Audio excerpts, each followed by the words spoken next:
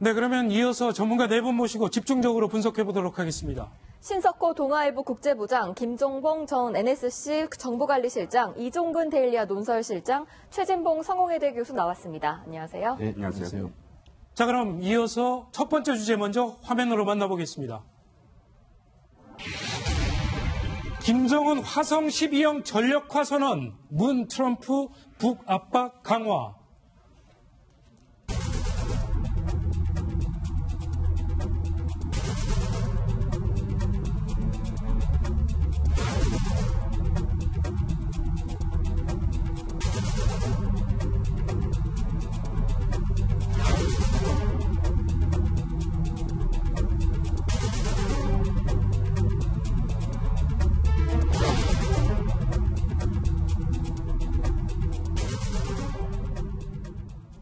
네, 북한이 지난 금요일 발사한 미사일이 화성 12형 탄도미사일이라고 확인했습니다. 그러면서 발사 장면을 공개를 했는데요. 먼저 그 장면 보시고 얘기 계속 나눠보도록 하겠습니다. 경의하는 최고령도자 김정은 동지께서 중장거리 전략탄도 로켓 화성 12형 발사 훈련을 또다시 지도하셨습니다. 발사장에 도착하시어 중장거리 전략탄도 로켓 화성 12형 발사 계획과 준비 정령을 요약하시고 발사 명령을 내리셨습니다. 네, 지금 이게 발사 장면이거든요. 네. 이제 북한이 공개를 한 건데 화성 12형 도대체 어떤 미사일입니까? 화성 12형은 5월 14일 날 최초 발사를 해서 성공을 했고, 네. 사거리가 한 5,500km 되고, 지난 8월 29일도 쐈죠. 그랬었죠. 일본상으로 쏴가지고 2,700km 날아간 적이 있었습니다. 예. 이번에는 3,700km 날아갔고, 고도가 지난번보다도 한 200km 높아서 네. 770km를 이렇게 유지를 했었습니다. 그러니까 상당히 나름대로 최근 들어서 화성 12형을 네. 3번 쐈고 화성 14형을 2번 쐈는데 총 5번 쐈는데 이 5번 다 백두산 엔진이 사용됐거든요. 그래서 5번 백두산 엔진이 성공했기 때문에 네. 북한이 이제 전력하겠다. 그러니까 실전 배치하겠다 이렇게 선언을 했습니다. 그렇군요. 신석호 부장, 이 화성 12형의 사거리가 지금 말씀하신 대로 5,500km, 미국의 괌까지 날아갈 수 있는 그런 중거리 탄도미사일이죠. 그렇습니다. 중거리 탄도미사일이고 이번에 사거리가 1,000km가 늘었잖아요. 네. 지난번에 비해서. 그것은 이제 의미가 괌을 포위 타격 훈련을 한다고 했으니까 그 전에 쏜 것은 괌 앞에 떨어뜨리는 그런 훈련을 한 거고 이번은 괌을 넘어가는 3,700km로 쏘는 그런 이제 사거리 훈련을 한 거죠. 그러니까 네. 추정할 수 있는 것은 앞에 한번 떨어뜨리고 한번 넘겨봤으니까 옆으로도 또 한 번 하겠죠. 그래서 그 중간 정도 사거리 훈련을 또 하지 않을까 싶습니다. 그렇군요. 제가 볼 때는 네. 지금 현재 왜 2,700km고 왜 3,700km냐 하는 의문이 있습니다. 사실 아니 괌이 3,400km 위치에 있으면은 3,400km를 쏘든가 해야 되는데 네. 왜 2,700km를 쏘고 또 이번에 3,700km 쏘느냐. 북한도 나름대로 머리를 쓴 것 같아요.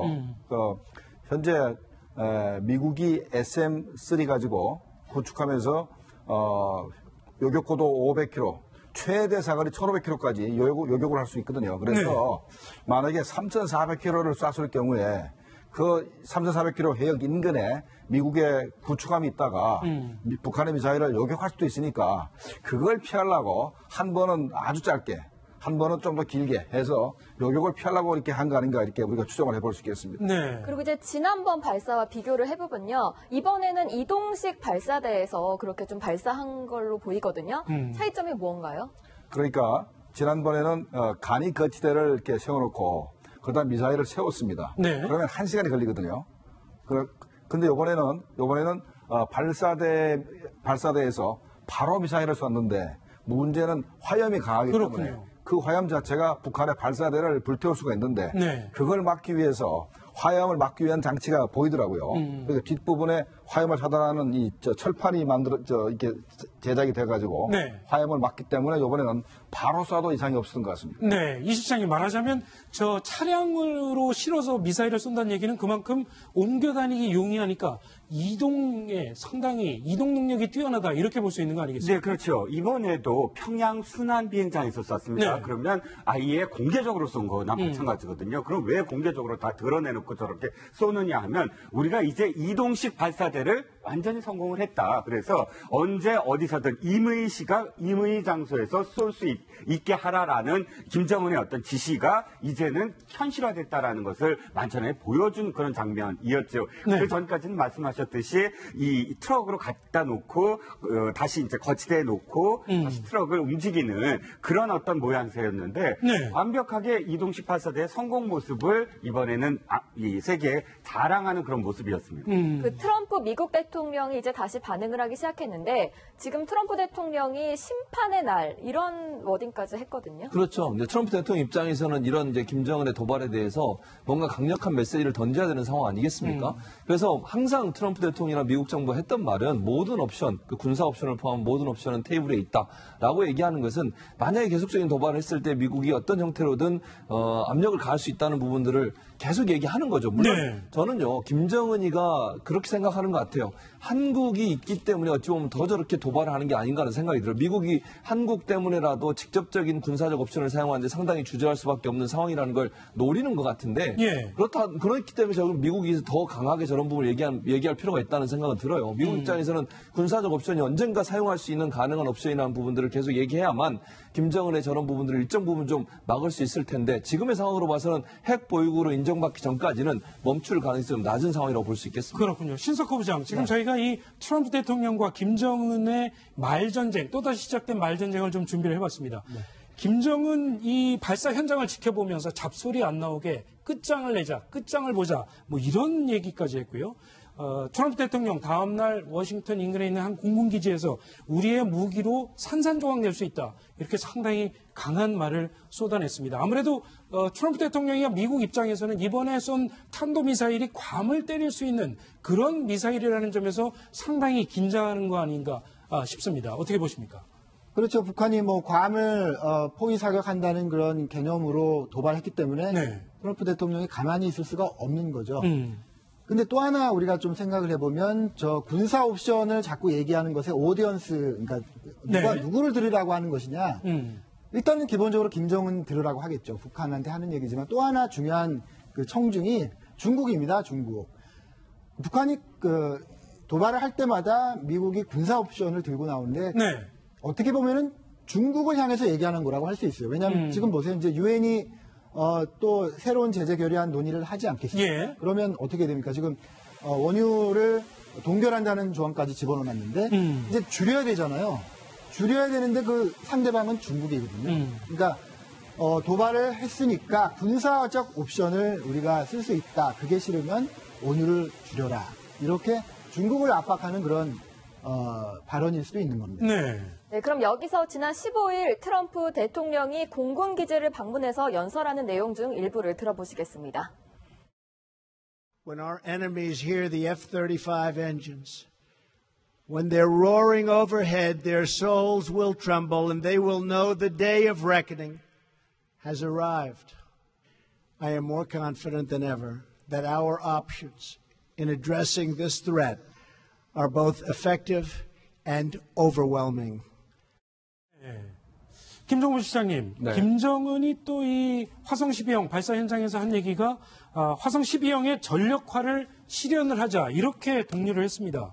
이 전력화라는 얘기가 이 미사일을 실전 배치했다. 뭐 이런 의미로 지금 받아들여지고 있습니다. 네, 실전 배치했다는 게 아니고 네. 실전 배치를 하라고 지시를 한 거죠. 하라. 네. 아. 지난번에 북한이 그 북극성 2형을 쏘아서 성공한 직후에 북극성 2형을 전력화하라라는 지시를 해서 현재 실전 배치 중에 있는 것으로 파악이 되고 있고 이번에 이제 화성 12형도 이제 나름대로 신뢰도가 이제 확보됐다 생각을 하고 이걸 실전 배치를 하라고 이제 지시를 한 겁니다. 그렇다면 이제 북한은 언제라도 괌 정도는 북한이 화성 12형 가지고 공격할 수 있는 능력을 갖췄다. 이제라고 봐야 되겠습니다. 네. 그 또 트럼프 대통령이 F-15의 위력을 알게 될 것이다 이렇게 했거든요. 실제로 위력이 어떻게 됩니까? F-35 스텔스 전투기는 사실 북한이 가장 무서워하는 전투기입니다. 왜냐하면 이 탑재하는 무기가 그렇게 많지는 못하지만 그럼에도 불구하고 레이더에 걸리지 않고 40분 만에 괌에서 출발해서 40분 만에 북한에 도착을 해서 네. 원점을 타격할 수 있는 그런 무기이거든요. 그래서 사실상 만약에 군사 옵션이 있을 경우 그 스텔스 전투기로 해서 목적한 바를 완전히 타격하는 방법 또는 동해상에서 항공모함으로 시작되는 순항 미사일을 쏴서 핵 무기고를 완전히 타격하는 것. 뭐 몇 가지 군사적 옵션의 시나리오가 있는데 어찌됐든 우리도 내년부터 F-35 스텔스기가 도입이 되거든요. 예. 그렇기 때문에 사실상 오늘 이번에도 F-35A 이 전폭기 앞에서 이 트럼프가 이런 네. 어떤 산산조각 이런 발언을 한 것으로 보입니다. 그렇군요. 김동건 시장님. 네. 그러니까 지금 네. CNN도 우리 시간으로 이제 어젯밤이죠. 어젯밤에 미국이 또다시 군사적 옵션을 검토를 하기 시작했다. 이렇게 보도를 하면서 이 언급을 한 무기가 네. 순항미사일하고 F-35 스텔스기 그렇죠. 두 가지를 언급을 했습니다. 자, 이걸 우리가 잘 알 필요가 있습니다. 네. 현재 순항미사일은 미국의 핵추진 잠수함이 현재 순항미사일을 한 155발 정도 싣고 다닙니다. 네. 그런데 그게 전부 다 재래식 탄두거든요. 그런데 북한이 자꾸 이제 전략 핵무기까지 이제 보유하고 최근에 수소폭탄 실험까지 했기 때문에 네. 재래식 무기 가지고는 북한을 겁을 줄 수가 없어서 현재 핵추진 잠수함에 있는 순항미사일에다가 핵탄두를 실을 수 있게 개조하겠다라고 얘기를 했고, 그다음에 F-35도 그냥 뭐 JDM 2발 가지고 가서 북한에 큰 위협이 안 됩니다. 그래서 F-35도 소프트웨어를 핵탄두를 실어서 나를 수 있는 B-61을 장착할 수 있는 쪽으로 아마 개조를 할 겁니다. 북한 네. 어저께 한 2, 3일 전에 미국에서 실제로 이렇게 보도가 나왔었습니다. 순항미사일하고 스텔스 전투기에다가 핵탄두를 실을 수 있게 준비를 하겠다라는 얘기가 나왔기 때문에 아마도 현재 트럼프 대통령이 산산적으로 얘기한 것은 네. 그러니까 핵추진 잠수함에도 핵탄두를 싣고 그다음에 이제 F-35에도 핵탄두를 실을 수 있게 해서 북한을 겁을 주겠다. 이런 말씀이신 것 같아요. 그렇군요. 근데 CNN이 국방부 관료의 말을 인용을 하면서 이렇게 얘기를 했습니다. 그러니까 순항 미사일이나 F-35 스텔스기를 이용을 하려면 한 일주일 이상 걸리기 때문에 그 사이에 이 민간인에 대한 대량 피해가 일어날 우려가 있다. 그래서 미국이 지금 상당히 고민을 하고 있다. 이런 얘기도 있더라고요. 맞습니다. 미국이 북한을 공격하는 건 어렵지 않습니다. 네. 그다음에 주한미군 28,500명이 없어도 얼마든지 북한을 초토화시킬 수 있으나 현재 항공모함에서 항공모함에서 전투기들이 발진해서 북한을 폭격하거나 네. 그다음에 아까 핵추진 잠수함 그다음에 미국의 이지스함에서 순항미사일이 날아가서 북한을 초토화시킬 수가 있습니다만 얻어맞은 북한이 항공모함을 때릴 능력이 잘 안 되니까 아마 한국을 공격할 가능성이 있습니다. 네. 그렇게 되면 한국이 이제 전장화되고 또 북한이 핵무기를 가지고 있으니까 핵무기를 우리를 공격할 가능성이 있어서 바로 미국이 우려하는 게 그 부분인데 우리 생각에는 현재는 미국이 북한을 군사적으로 타격할 생각이 별로 없습니다. 왜냐하면 워낙 그 피해가 크기 때문에. 그러나 모든 노력을 다해서 북한의 핵폐기를 못할 경우에는 그다음에 또 하나 북한의 핵무기가 LA나 워싱턴을 때릴 수준이 되게 되면 예. 미국은 아마도 마지막 순간 남은 군사적 옵션을 쓰지 않는다는 보장이었기 때문에 우리 국민에서는 우려가 바로 그것입니다. 그러면은 만약에 마지막 순간에 미국이 대북 군사 옵션을 쓰게 되면 한국도 자동적으로 이 전쟁에 개입하게 되는 건가요, 신 부장님? 굉장히 예상하기 싫은 시나리오지만은요. 처음은 그렇게 되는 겁니다. 북한이 괌이든 아니면 미국 본토든 타격할 것 같다라는 정보가 있어야 되겠죠. 네. 그러면은 미국으로서는 선제 타격을 할 수밖에 없는 거 아니겠습니까? 선제 타격을 하면은 북한 또 가만히 있지 않겠죠. 장사정포 같은 것으로 일단 서울을 향해서 무차별 공격을 하게 될 것이고, 거기에다가 중국까지 개입하게 되고 그런다면은 한국도 어쩔 수 없이 전쟁에 끌려 들어갈 수밖에 없는 겁니다. 예. 그러니까 지금 말하자면 지금 계속 시나리오가 전개되고 있는 걸 보면 북한은 점점 미국을 자꾸 자극하는 수준의 강도를 점점 높여가고 있단 말이죠. 그렇죠. 미국은 최후의 수단으로 지금 군사적 옵션을 남겨두고 있는 상황이고 예. 결국은 그 레드라인을 북한이 언제 넘어서는 걸로 미국이 판단을 하느냐. 이게 결국 우리 한반도로서도 굉장히 관심 있는 주제가 아닐 수 없습니다. 그렇죠. 근데 이거 사실은 미국이 그걸 명확하게 밝히지 않는 이유가 그걸 밝히는 순간 그러면은 뭔가 전쟁을 해야 되거나 아니면 공격을 해야 되는 거 아니겠습니까? 그러니까 미국도 모호한 태도를 취하면서도 계속 모든 옵션은 테이블에 올려 있다는 얘기를 할 수밖에 없는 상황이에요. 네. 만약에 미국에서 뭐 이번에 ICBM이 만약 위성을 나갔다가 들어오는 상황을 다 마치고 또 핵탄두를 소형화시켜서 탑재하는 것까지 기술을 갖추면 그걸 레드라인이라고 하겠다고 해버리면 만약 그렇게 돼버리면 공격을 해야 되는 상황 아니겠습니까? 예. 그렇기 때문에 미국에서는 제가 볼 때는 모호한 입장을 취하면서 특별히 어떤 상황을 레드라인으로 정하기는 상당히 어려운 상황이다. 지금 신 부장님 말씀하셨던 것처럼 어쨌든 한반도에 어떤 공격이 이루어지면 그 공격 자체가 한반도 전체의 전쟁 상황으로 옮겨갈 수 있는 위험성을 안고 있기 때문에 미국 입장에서 상당히 조심스럽게 접근할 수밖에 없는 상황이고요. 또 우리나라의 입장이나 중국의 입장을 충분히 고려할 수밖에 없는 구조라는 거죠. 네. 그런 상황이라고 하면 미국에서는 모호한 입장을 취하면서 계속적으로 압박을 가하는 태도를 갈 것이고 북한이 물론 김정은 입장에서는 그걸 뭐 받아들이기가 상당히 힘든 상황일 수 있고 김정은은 이거 아니겠습니까? 우리가 핵 보유국으로 인정받는 것을 목표로 싸우는 것이고요. 결국은 미국으로부터 본인들의 체제를 안정적으로 인정받고 싶은 그런 열정 때문에 하는 거니까 그 부분에 대해서 미국이 어떤 형태로 압박을 가할지는 결국 경제적 또는 국제적 외교적 노력이 함께하는 그런 압박으로 갈 수밖에 없는 상황이라고 볼 수 있겠습니다. 네. 미국이 거친 표현을 썼음에도 북한의 핵무기 개발 야망을 지연시키는데 연일 실패하고 있는 것 같습니다. CNN의 윌 리플리 기자가 최근 평양 현지의 모습을 담아 보도했는데 거리 곳곳에 핵무기 개발에 대한 북한 당국의 선전물을 볼 수 있었습니다. 화면으로 보시겠습니다. You see these posters all over Pyongyang, and they pretty much sum up North Korea's official response to increased pressure from the U.S. More missiles. North Korean propaganda is built around their nuclear program. It symbolizes strength, independence. 네. 지금 화면을 보니까 북한은 이번 화성 12형 발사뿐만 아니라 6차 핵실험 성공에 대해서 상당히 자축하는 분위기가 역력합니다. 네, 특히나 이제 평양 시내에는 축제 분위기, 또 원산에서도 뭐 공연도 있었죠. 네. 그런데 실제로 한경도 지방의 그 소식통에 의하면 일일이 그 주민 단위의 어떤 그런 이 교육을 통해서 이렇게 알린다고 합니다. 자, 이제 드디어 핵과 그 다음에 미사일 이 양쪽 모두 다 성공을 했다. 이제부터는 인민들을 배불리 먹일 수 있다. 그러니까 이렇게 교육을 시키는 어떤 이유 자체가 사실은 그 전까지 핵과 미사일을 이렇게 이야기하면서 굉장히 핍박한 어떤 궁핍한 또 제재 때문에 불만도 높아져 있었다는 것을 좀 알 수 있는데요. 어찌됐든 지금 김정은은 평양이나 혹은 비평양 지역에서 주민들에게 핵과 미사일의 성공을 완성됐다라고 거의 알리고 있으면서 네. 물론 이제 거의 이제 끝장을 보겠다고는 하지만 이제 곧 그러니까 올 연말까지는 모든 것이 다 돼서 인민들을 이제 배불리 먹여 살리겠다 이렇게 지금 내부적으로 단속을 하고 있다고 합니다. 네. 그렇다면 우리 정부는 어떤 대안을 가지고 있을까요? 오늘 문재인 대통령과 미국 트럼프 대통령이 통화를 했는데 박수현 청와대 대변인 발언을 들어보시고 이야기 계속 나눠보겠습니다.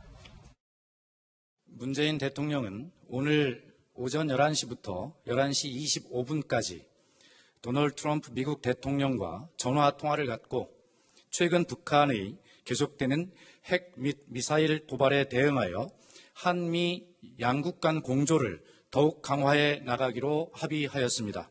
양 정상은 최근 국제사회가 북한의 6차 핵실험에 대해 유엔 안보리 결의 채택 등 단합되고 확고한 입장을 보여주었음에도 불구하고 또다시 미사일 발사 도발을 한 데 대해 엄중히 규탄하였습니다.